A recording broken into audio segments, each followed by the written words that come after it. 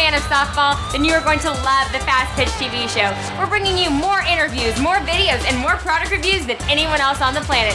Sit back and get ready. Here's the Fastpitch TV show.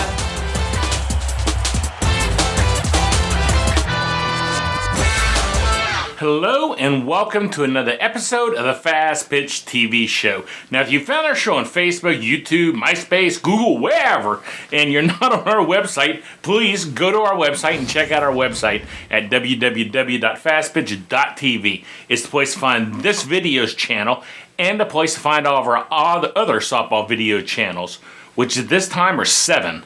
That's right, we have 7 channels of softball videos at our network at fastpitch.tv. I also want to welcome a new sponsor for the Fastpitch TV show, Tom Besser. Tom is the owner and operator of Elite Fastpitch Incorporated. It's one of the largest and most successful pitching schools in the United States, training windmill pitchers from 8 years old and up. Elite has assisted several hundred of its students into colleges, so please check out their website at elitefastpitch.com and see what they have to offer. Thanks for sponsoring us. Now, last month I was in Las Vegas for the NFCA convention, and if you're not familiar with the NFCA, that stands for the National Fastpitch Coaches Association. It was a great convention held by a really great association. Now, you need to visit their website at nfca.org. Now, while I was at the convention, I ran into former Olympian Tairia Flowers, who was kind enough to take a few minutes for an interview. Now, I'll show you that interview right after this word from our sponsor. Do you need a softball bat? Do you want to save $30? SoftballJunk.com is offering an additional $30 discount off the price of all non-sale softball bats on their website.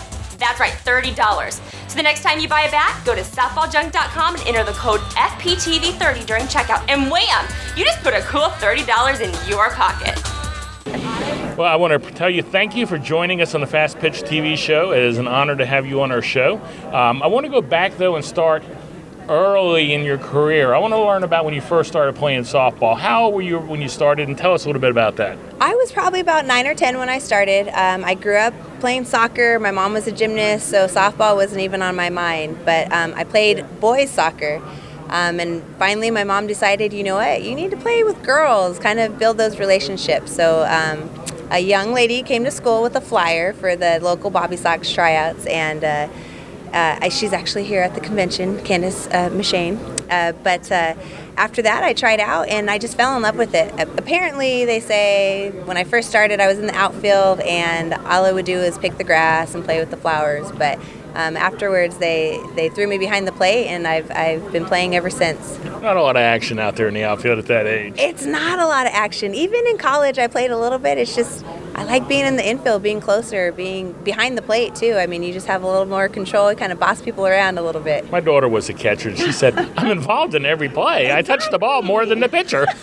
Exactly. You're involved. You have more say. You're calling pitches, but you don't have that pressure, all the eyes on you like the pitcher does. You have a little bit more protection with that gear. Yeah, I always think of the catcher as being like the quarterback of the softball team. They're running the show. The pitcher's throwing the balls, but the one behind the plate's running the show. I totally agree with you.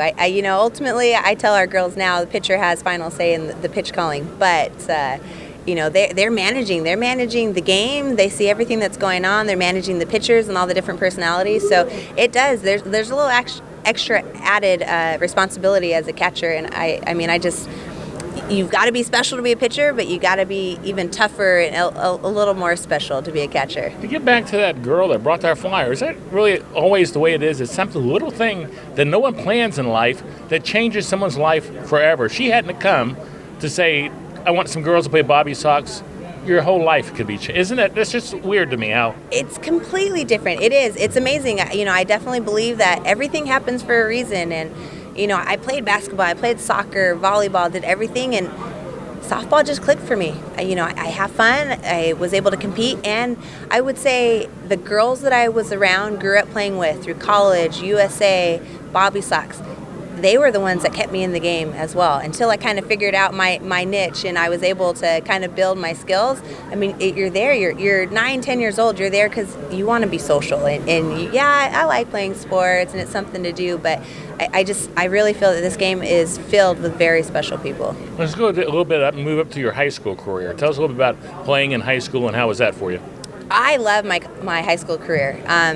I went in as a catcher. I grew up always catching. When I got to high school, there was a senior catcher, so I had to learn how to play third. Started kind of just contributing to the team in a different way. And my freshman year we won a state title, and we went on to compete. Senior year, second place in state. And on top of doing well, the awards and everything, my coach, he just taught me life lessons about just being on time and having a game plan. And we still laugh. He came to my wedding. I still talk to those girls, and it's just amazing. I think that my experience, I wouldn't trade it for anything. Well, that's pretty cool. You still have those lifelong friends from that early age. That's really kind of neat. And then you went to college, and tell us a little bit about that.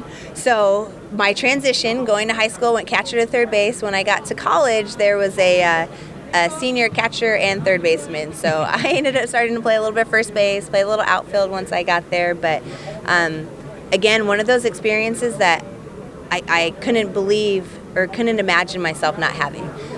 With having a Sue Enquist and a Kelly Inouye and a Gina Vecchione. They are just amazing. They all played the game. They all played at UCLA where I played, and the life lessons, the interaction.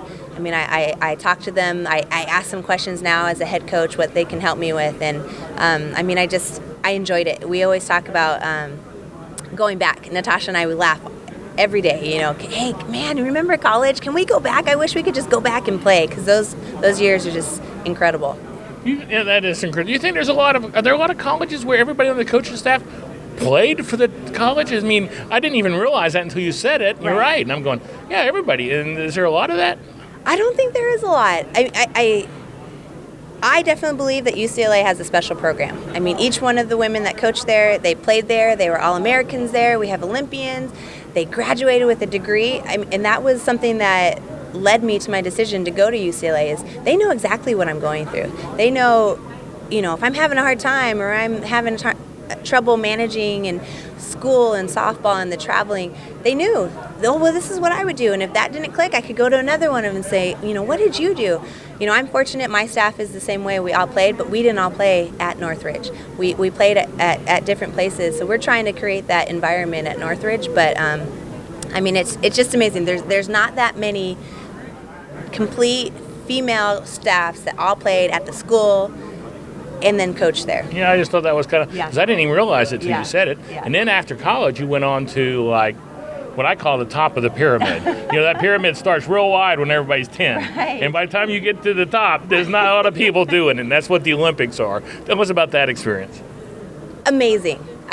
Sometimes it's tough for me to put into words.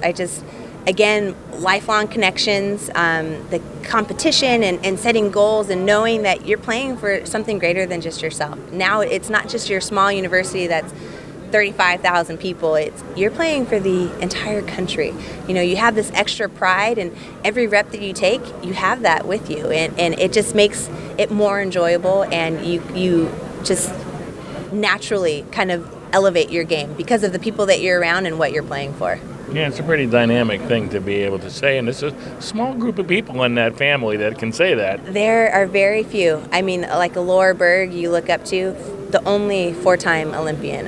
There's just, you hear track stars or swimmers, and they have multiple gold medals, and that's amazing. But as a team sport, and Olympics softball being in the Olympics a short period of time, it is. I'm sure we could probably name everybody on the team. It's not maybe that wide. A lot of them are here. Right, very many are here. Yes, it's amazing we had a little picture the other night, trying to get everybody together. All the 96 through 2008. It's a great group. It is. Now you're coaching. Tell us a little about that. I am in my second year, head coach at Cal State Northridge. I'm really enjoying it. At first in college, I don't know if I would have told you I wanted to be a coach, but I love the game so much. And post-college, I had to figure out a way to stay in the game, train, and still, earn a living. So it just fit into place. And everything has definitely, like I said, happened for a reason and led me to my direction and being at Northridge. And I'm loving it, great assistance, and we're getting the ball rolling. At Northridge now, if there's somebody out there that's saying, hey, that's where I want to play, what is the best way for them to be seen by you? What is the best way? Because there's a lot of great kids that just never get seen. Right, exactly. They just weren't at the right place at the right time. So for that kid that lives near there or something saying, yeah, I want to play there, what would you say, here's what you should do? I would say you need to write me. Just kidding. No, I would say, yeah. I think they just need to reach out. If it's myself or another school, reach out. Send emails, send us letters, send us your information. Let us know what tournaments you're going to be. Because people gravitate to what they know. I know this team. I know they're good. I know they're, I've seen them before. I have somebody on their team, so I'm going to go watch them play and then kind of venture out. But if I'm getting emails and I see someone's name keep popping up and I see, oh, they're at that tournament, I'm going to go watch them. She's put in the time, to contact me, so I'm going to make sure that I put in the time to go see her as well. So basically you're saying don't just send, throwing paint on a wall and hope some of it sticks. Don't just send a letter to me and hope it sticks. You got to work it and make sure that I know, because you probably get a lot of stuff. We definitely get a lot of things, and we're not that prestige of a UCLA or a Washington or a U.S.A. I mean, they, I'm sure, are getting 5 times as much as what we're getting.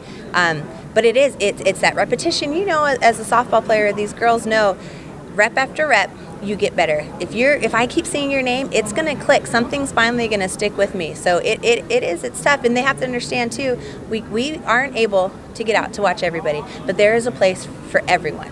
There are enough opportunities. They just need to keep working hard and try and achieve that. I'm goal. a big believer in that. You're right. I'm a big believer. Now let's say there's some kid out there. Their goal is to be you, to make it to the top of that pyramid. What one piece of advice can you say? Hey, I can tell you this from my doing all this. I've been through and I've seen the promised land. What can I tell you? I would say hard work. The mental part of the game and hard work. I by no means was ever, even Bobby Sox all the way up to Olympic UCLA, I was never the best player on my team.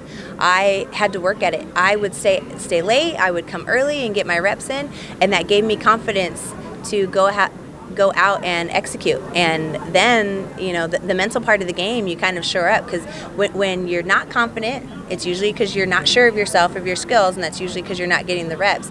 Now your mental game, it starts going all over the map. You're not able to relax and zero in and focus on what you're doing. So I definitely would say it starts with hard work. Sounds like a good piece of advice. I appreciate you coming on the show and taking the time. I know there's a lot of things here, so I appreciate you taking a few minutes. No problem at all. Thank you very much. Good luck with your future. Thank you. I hope you enjoyed the interview. I sure enjoyed meeting Tairia. Now, if you want to see her bio, and in case you're not familiar with her, just go to our website, U.S.A. USAfastpitch.com is a website we created to show you every USA softball Olympian's bio. Now it's time for the new segment of the Fast Pitch TV show. It's time for the Win Some Softball Stuff contest.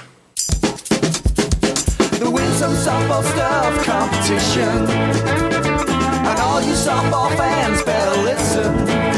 Since you're listening to the show, you should comment on this video. The Win Some Softball Stuff competition. Now this week we are announcing the winner of the 33-inch Drop 9 Bruin Fast Pitch Bat by Combat Sports. And the winner is Kevin Mooney. Kevin, I think I have your address in an email you sent me earlier, so I'll get this bat out to you next week. Now, on next week's show, we start our contest for a 2012 Frenzy 4.0 by Mizuno Sports. It's a great bat, and that'll start next week. Now, if you have an iPhone, an iPad, or an Android phone, you need to get to your Fast Pitch TV show app today. Get it on your phone. Just go to your phone's app store, search softball, and you'll find it. Like I said, don't forget to check out our all-new softball channels, all of our softball channels, on our website at fastpitch.tv. And that's it for today's show, so goodbye, and thanks for watching.